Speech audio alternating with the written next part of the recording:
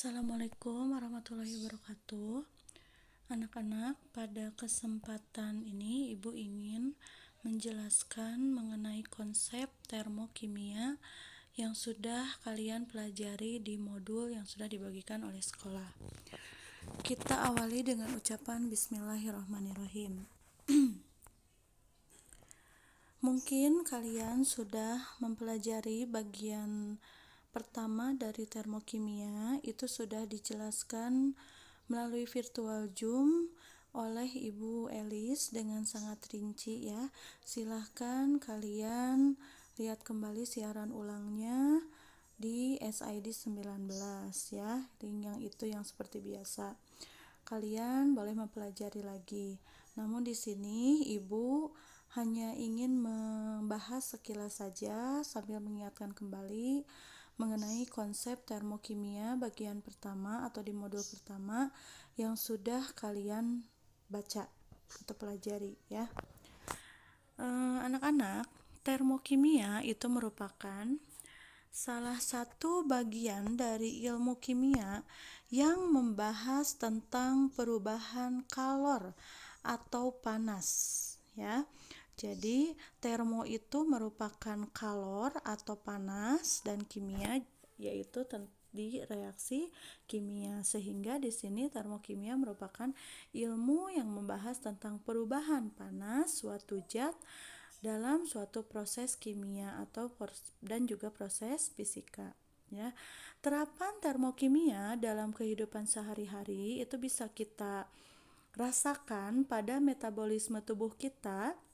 Ketika kalian makan atau minum, kemudian kalian akan merasa bertenaga atau berenergi untuk melakukan aktivitas. Nah, itu adalah salah satu bentuk dari terapan termokimia ya, yaitu adanya perubahan energi menjadi sebuah energi gerak. Misalnya ya, kalian kan ketika belajar belum istirahat itu kan biasanya kurang bersemangat ya, tapi ketika sudah jajan, sudah makan, sudah minum, maka badan kita akan terasa lebih bertenaga dan siap untuk melakukan aktivitas-aktivitas ya.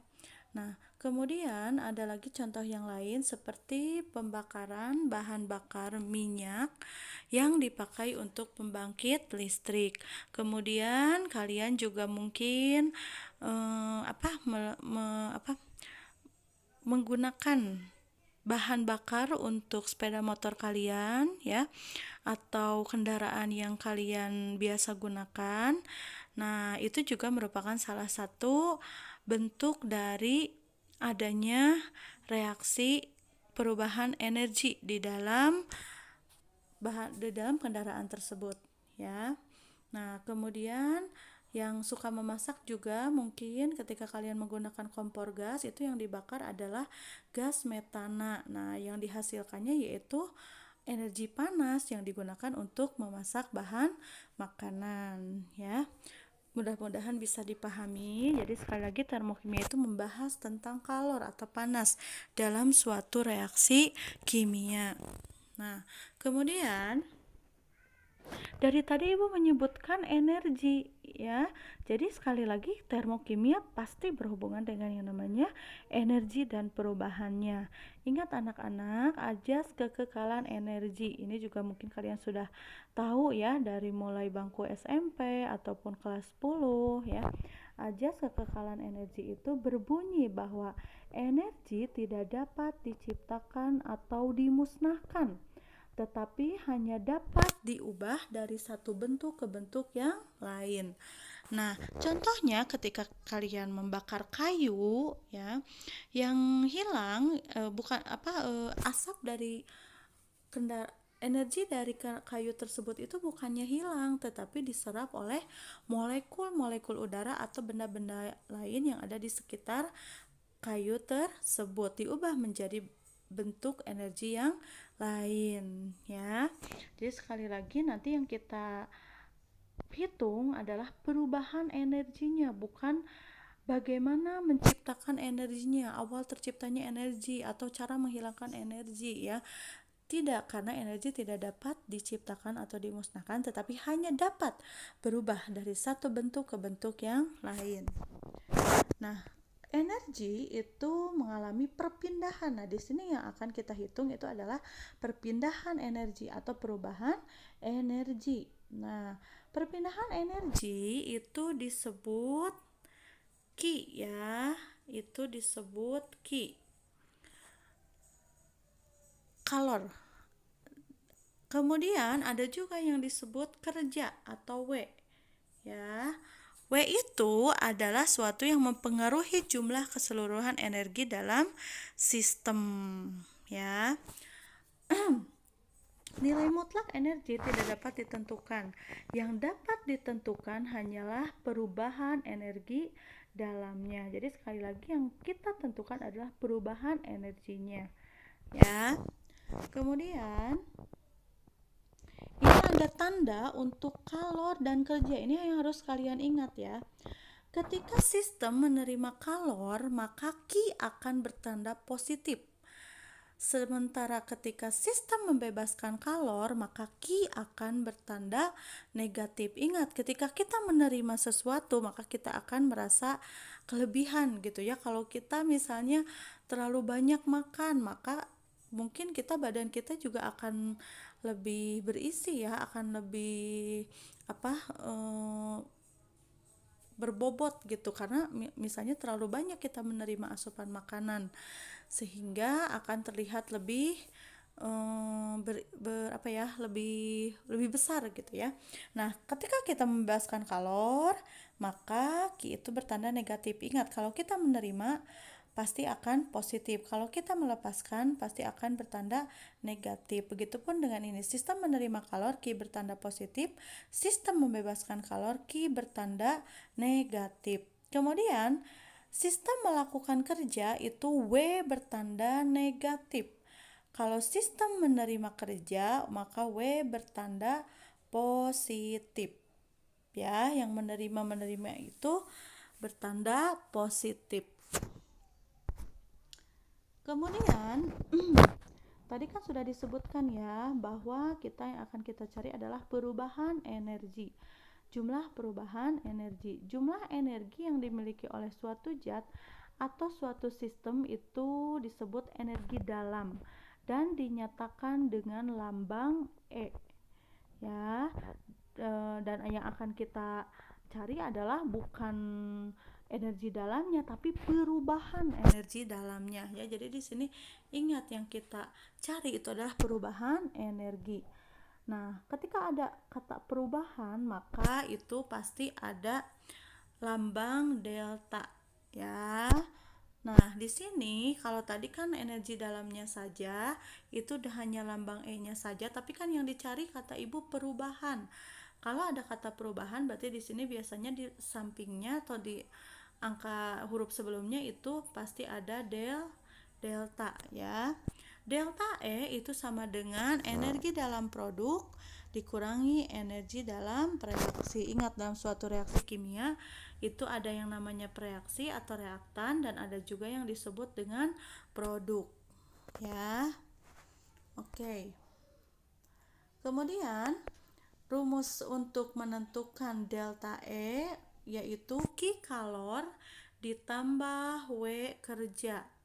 Ki kalor ditambah W kerja. Ki ditambah W ya.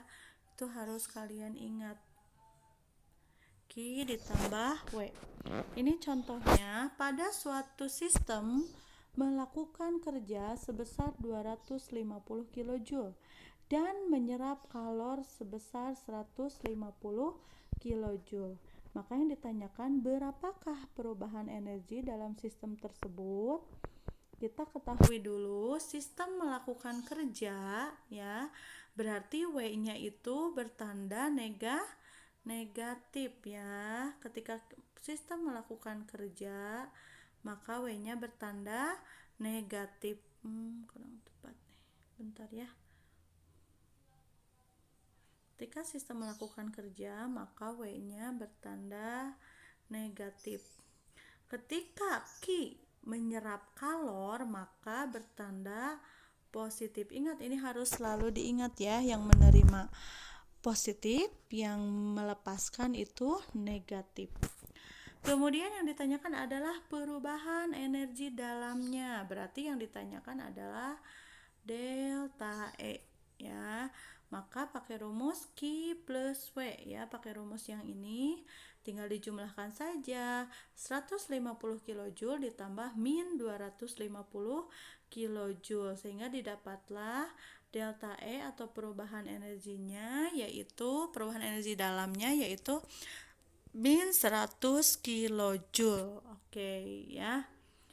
Jadi tinggal dimasukkan saja rumusnya, cuman yang harus kalian ingat adalah lambang positif dan negatifnya. Ya, ingat baik-baik. Di sini ada melakukan kerja, diingat kembali kalau melakukan berarti bertanda negatif. Kalau menyerap kalor berarti bertanda positif. Menyerap atau menerima itu bertanda positif. Ya. Nah, kemudian kita ke pembahasan selanjutnya. Dari tadi Ibu sudah menyebutkan energi, kalor, kemudian ada lagi kerja. Kemudian kok ada kata-kata sistem, sistem menerima kerja, sistem melakukan kerja. Itu apa sih sistem? Nah, di sini dibahas ada yang disebut sistem dan lingkungan. Apa itu sistem? Sistem merupakan reaksi atau proses yang menjadi pusat perhatian kita. Sedangkan lingkungan adalah segala sesuatu yang berada di luar sistem. Ya. Contohnya ketika kalian misalnya sedang menonton televisi. Kalian fokus ya pada acara di televisi tersebut. Nah, acara di televisi tersebut itu merupakan suatu sistem yang kita perhatikan, yang menjadi pusat perhatian kita. Sedangkan hal-hal di luar televisi, misalnya ada cemilan kita, ada misalnya adik kita yang sedang bermain, nah itu adalah lingkungan di luar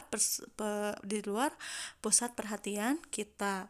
Nah, kalau di sini misalnya kalian sedang melakukan praktikum, misalnya kalian melarutkan zat-zat kimia ke dalam suatu larutan. Nah, proses ketika alat-alat dan bahan yang atau reaksi praktikum tersebut itu merupakan suatu sistem ya yang menjadi pusat perhatian kalian. Sementara sisanya atau di luar sistem, contohnya adalah teman-teman kalian yang sama juga sedang melakukan praktikum.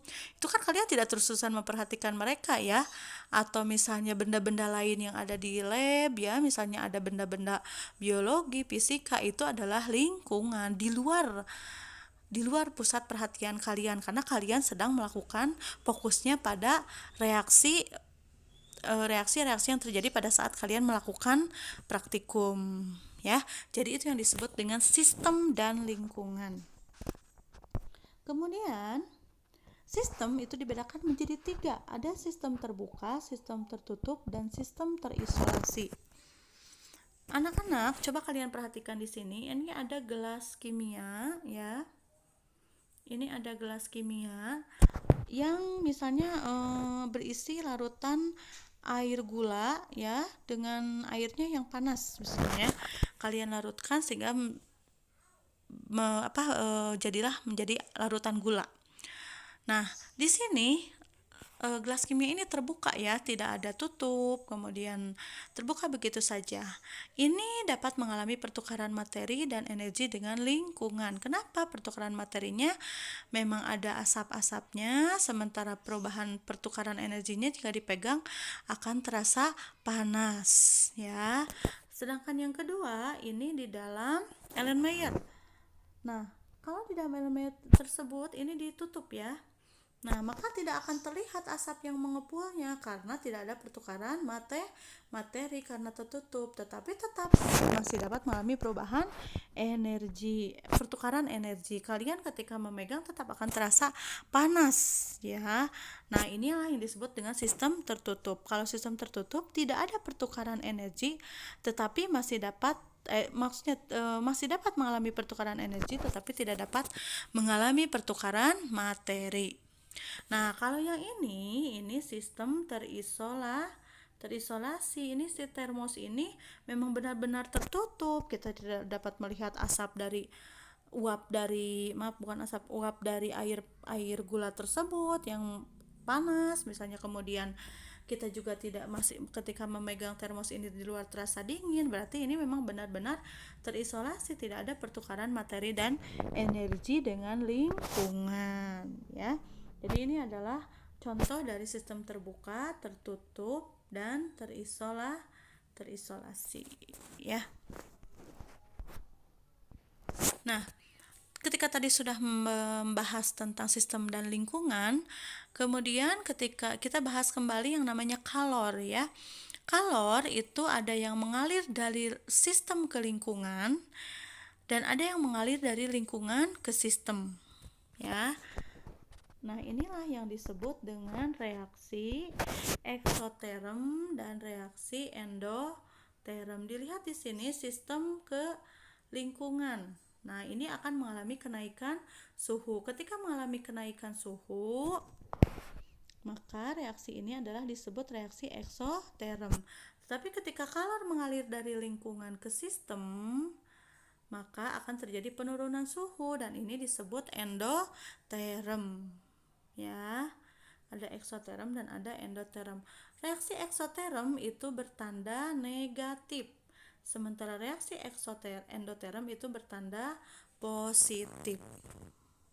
Ya. Nah, selanjutnya ini adalah diagram tingkat energi untuk reaksi endoterm dan eksoterm. Ya, di sini hasil produknya disimpan di sebelah sini. Nanti kalian kalau ada persamaan kimia, silahkan ditulis hasil produknya di sini. Lalu reaktannya di sini. Ya, Hp dikurangi Hr itu lebih dari 0 atau bertanda positif. Nah, kalau ini eksoterm adalah kebalikannya ya, bertanda negatif. Ya. Oke, kemudian kita langsung saja ke persamaan termokimia. Kalau biasanya dari kelas 10 kalian menulis persamaan reaksi kimia ya, ada reaktan, ada produk. Kalau persamaan termokimia seperti ini, seperti biasa saja, tapi harus ada perubahan energinya atau perubahan entalpi ya. Nah, jadi tidak hanya sebatas pada ini saja. Kalau termokimia karena ada perubahan energi atau entalpi, maka harus sampai menuliskan delta H-nya berapa ya. Nah, contoh di sini pada pembentukan 1 mol air dari gas hidrogen dengan gas oksigen ya.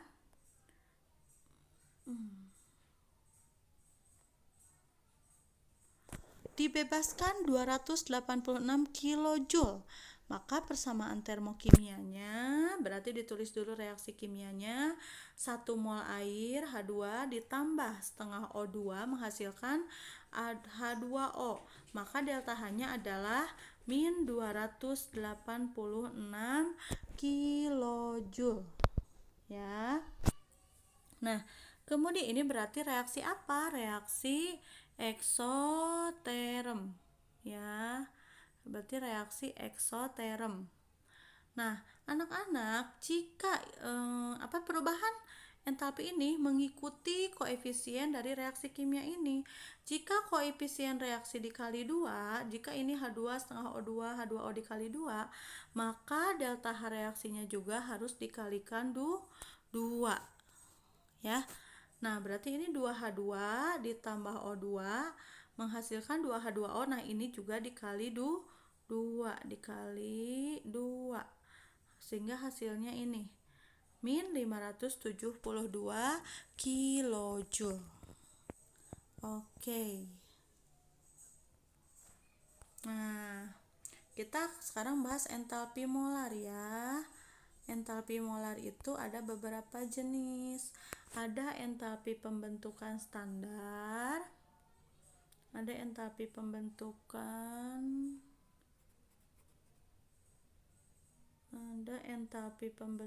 standar.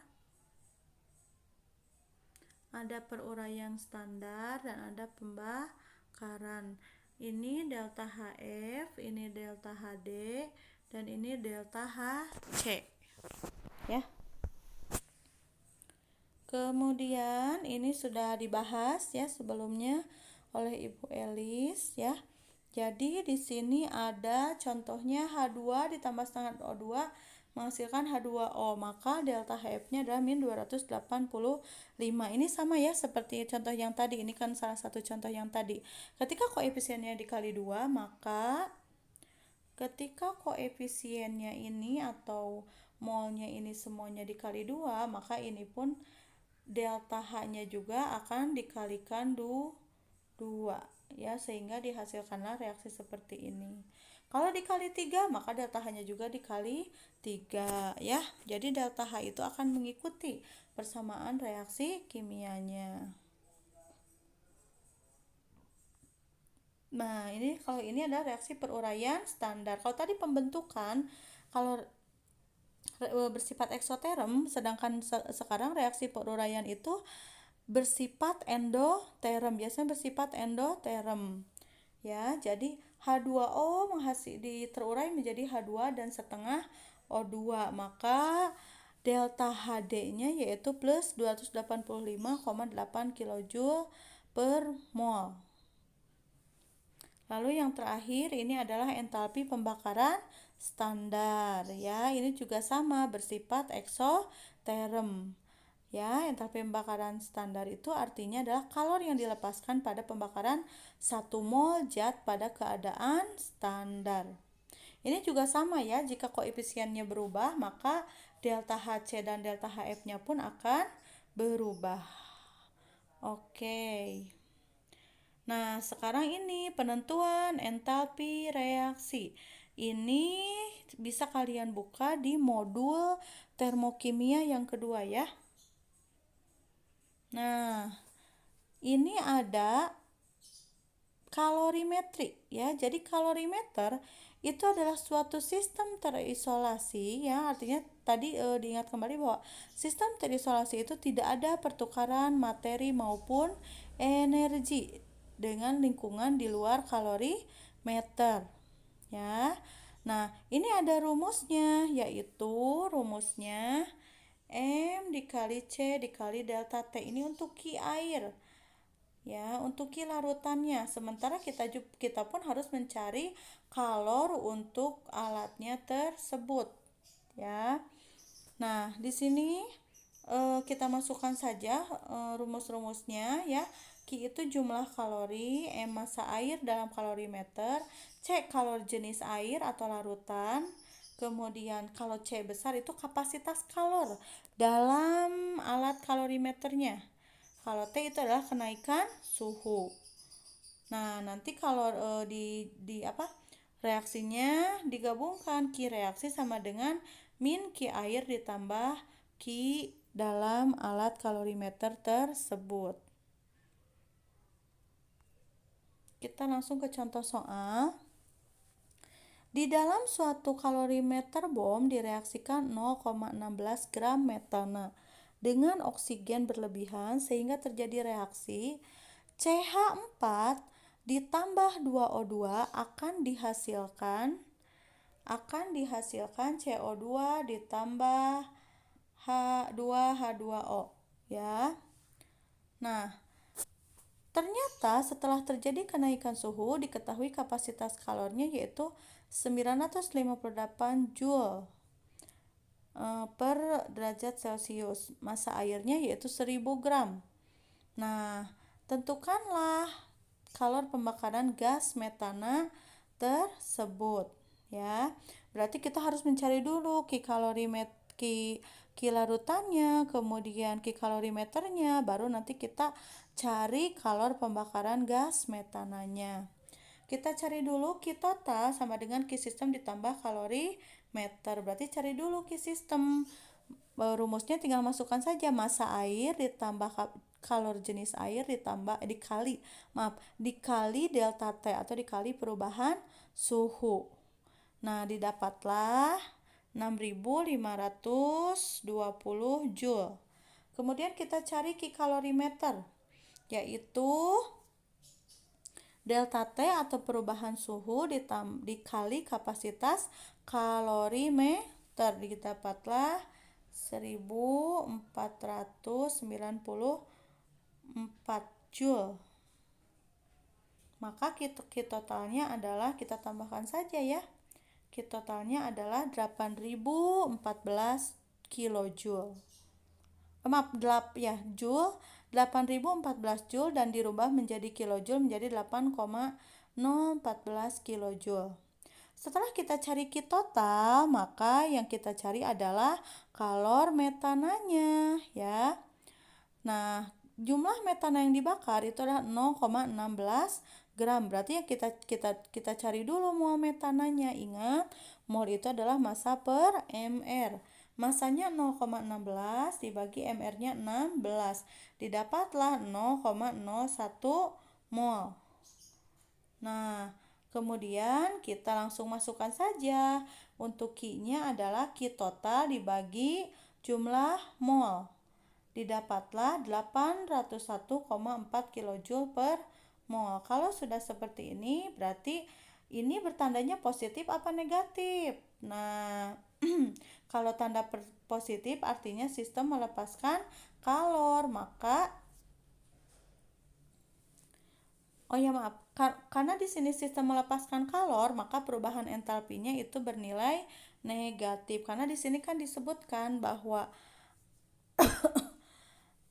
sistem di sini melepaskan kalor ya. Untuk setiap reaksi pembakaran akan dilepaskan kalor sebanyak. Nah, dari sini kan sudah diketahui ya bahwa sistem melepaskan kalor. Artinya kalau sistem melepas kalor maka bertanda negatif. Berarti ini berubah menjadi min 801,4 kilojoule. Ya. Nah, kemudian kita juga bisa mencari berdasarkan hukum Hess ya. Kalau hukum Hess ini contohnya seperti ini. C plus O2 menghasilkan CO2, maka delta H-nya min 394 kilojoule ya. Tapi ada lagi cara yang kedua. Contohnya C plus setengah O2 ini menghasilkan CO. Ini adalah pembakaran yang tidak sempurna. Delta H-nya yaitu min 111 kilojoule. Kemudian dibakar lagi CO-nya ditambah setengah O2 menghasilkan CO2. Nah, inilah pembakaran yang sempurna. Delta H-nya min 283 kilojoule. Maka didapatlah C plus O2 menghasilkan CO2. Delta H-nya yaitu min 394 kilojoule ya. Jadi hukum Hess itu adalah reaksi yang dapat dilangsungkan boleh satu cara, boleh juga dua cara ya, tapi hasilnya sama-sama saja. Nah, ini contohnya ya. Ketika ada soal seperti ini, N2 ditambah O2 itu dihasilkan 2NO. Delta HC-nya atau perubahan entalpi pembakarannya itu plus 180 kJ per mol. Kemudian ada lagi 2NO, reaksi 2NO ditambah O2 dihasilkanlah 2NO2. Nah, kemudian delta HC-nya sama dengan min 112 kJ per mol.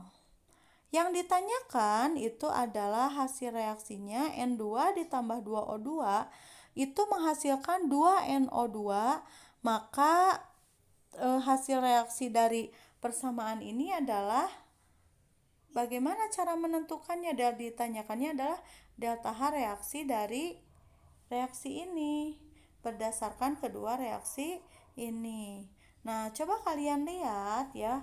Kan yang ditanyakannya nanti yang ditanyakan hasil reaksinya di sini N2-nya ada di sebelah kiri. Berarti di sini N2-nya juga ada di sebelah kiri ya. Berarti nanti ketika kalian akan menentukan hasilnya ya, jadi ini tuh dua persamaan reaksi ini nanti hasilnya harus menjadi reaksi ini ya.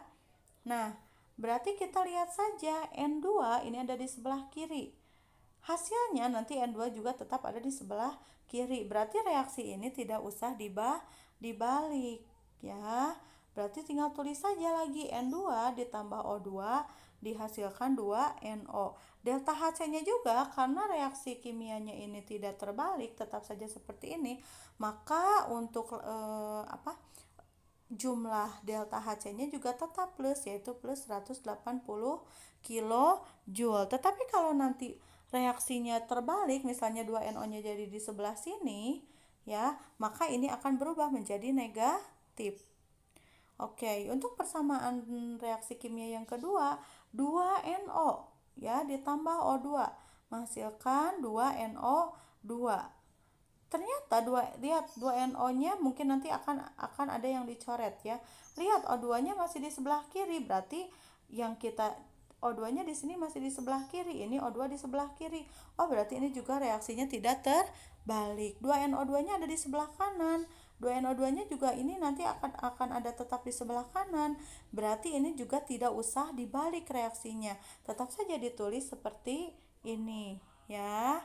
Nah, berarti di sini ditulis lagi saja 2NO ditambah O2 menghasilkan 2NO2. Maka delta HC-nya tetap min 112 kJ per mol. Nah, karena ini tidak ada yang dibalik reaksinya, berarti jumlah delta HC-nya juga tetap sama, plus 180 dan min 112. Maka kita masukkan saja hasil reaksinya ya, atau kita jumlahkan ini persamaan reaksinya. Ingat, kalau misalnya ada unsur-unsur yang sama di sebelah kiri, maka tinggal dijumlahkan. Yang sama juga di sebelah kanan, maka tinggal dijumlahkan. Tapi kalau misalnya ada yang sama namun berlawanan kiri kanan, maka harus dicoret. Contoh ini N2 kan tidak ada yang sama ya. Tidak ada yang sama ya di bawahnya, berarti ini langsung tulis saja lagi N2. Kemudian ini O2. Coba kalian lihat. O2 di bawahnya ada kan O2, ini O2, ini O2. Berarti ini kan sama tuh, berarti tinggal ditambahkan. O2 ditambah O2 menghasilkan 2O2. Sekarang ini 2NO. Ada nggak di bawahnya? Ternyata ada dan berlawanan. Ini di sebelah kanan dan ini di sebelah kiri. Nah, kalau misalnya sama, ada yang sama namun berlawanan arah, maka harus dikurangi saja, dicoret, bukan dijumlahkan.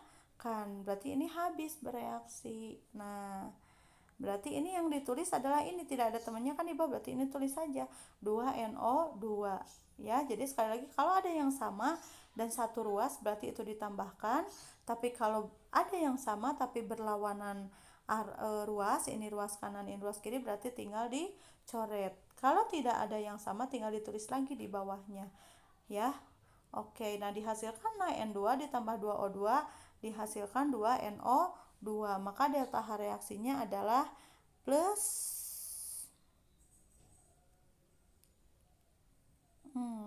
plus 180 kJ dikurangi ditambah min 112 kJ per mol, maka dihasilkanlah jumlahnya yaitu delta H reaksinya plus 68 kJ per mol ya. Itu berdasarkan hukum Hess. Nah, kemudian ini berdasarkan tabel entalpi pembentukan. Aduh, maaf, ini belum mengetik ya, entalpi. Nah, rumusnya adalah delta H, delta F produk dikurangi delta F reaksi. Ingat anak-anak, mana yang namanya produk? Nah, ini adalah produk ya. Nah, sementara ini adalah bereaksi. Berarti nanti tinggal dikurangi saja delta F produk dikurangi delta F reaksi. Kita hitung delta F ini, lalu kita hitung delta F ini, lalu delta F ini dikurangi delta F ini ya. Berarti delta HFCO2 ditambah, ingat ini kan ada koefisien itu harus selalu dibawa. Koefisiennya 2, H2O berarti 2 dikali delta HF H2 H2O dikurangi delta HF CH4O ditambah 1,5 O2 ditambah 1,5 dikali delta HF O2. Jadi tinggal dimasukkan saja ya. Ingat koefisien itu harus dikalikan dengan delta HF-nya. Maka Bu dari mana Bu ini delta HF-nya? Nanti kan biasanya selalu disediakan tingkat energinya selalu disebut atau di buku paket juga ada ya. Nah, H2O berapa, CO2 berapa gitu ya. Nah, dan biasanya di soal juga suka disebutkan gitu ya, delta HF-nya berapa. Kalian hanya tinggal memasukkan saja mana yang delta HF produk dan mana yang delta HF reaksi, dan jangan lupa koefisien harus dikalikan dengan delta HF tersebut. Ini kan CH4 koefisiennya 1, berarti tinggal 1 saja dikali CH4O. O2 koefisiennya adalah 1,5 ya, maka ingat 1,5 dikali delta HF O2 ya, maka didapatlah hasil akhirnya yaitu min 726,9 kJ. Ingat sekali lagi, kalau berdasarkan tabel entalpi pembentukan, rumusnya adalah delta E produk dikurangi delta E reaksi. Kalian harus sudah bisa membedakan mana produk dan mana reaktan atau reaksi ya. Kalau sudah tahu itu, silahkan kalian hanya tinggal masukkan saja delta HF-nya. Oke. Kemudian ini yang terakhir, perhitungan kalor berdasarkan energi ikatan. Kalau ini berdasarkan ikatan yang putus dan ikatan yang terbentuk. Ya, kalau tadi mah berdasarkan reaksi dan produk, kalau ini mah berdasarkan ikatan-ikatannya. Ingat anak-anak, ini reaksi kimia ini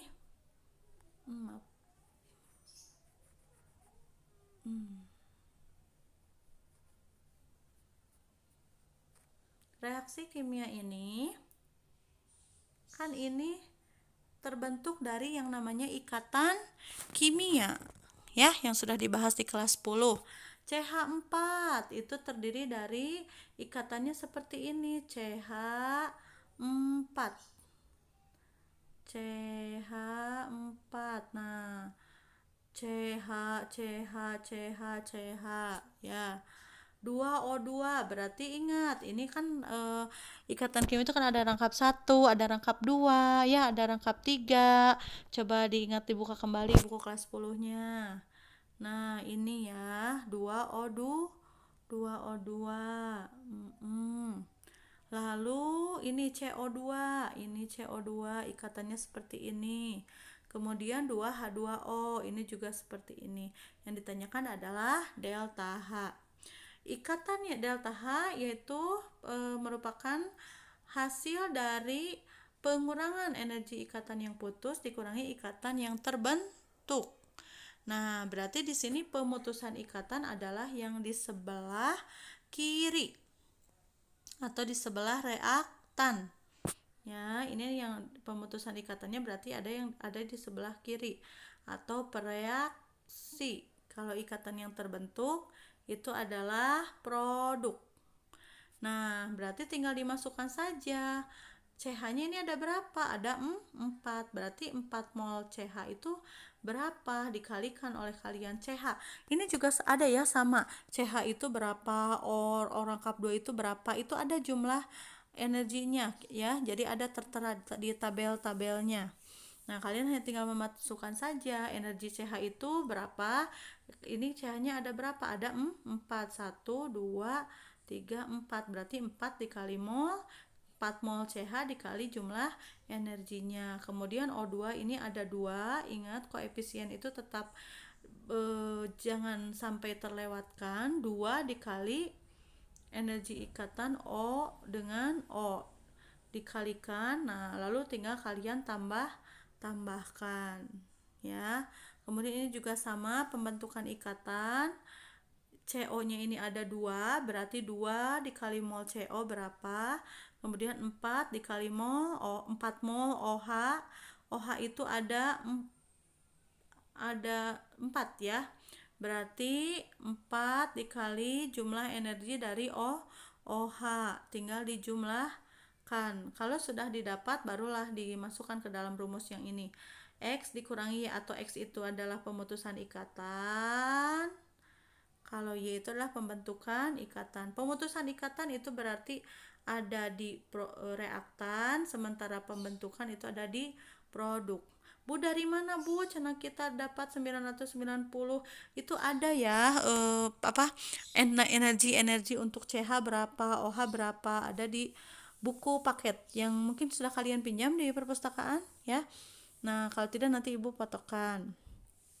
Oke, anak-anak, jadi ini merupakan berbagai macam cara untuk menentukan perubahan entalpi, perhitungan-perhitungan untuk menghitung jumlah perubahan entalpinya dari suatu reaksi termokimia. Ya, sampai di sini saja dulu pembahasan dari Ibu. Mudah-mudahan bisa dipahami oleh kalian ya. Untuk tugas jangan lupa segera dikumpulkan ya. Kalau ada yang masih ingin ditanyakan silahkan langsung di grup saja biar yang lain juga mengamati menyimaknya. Oke.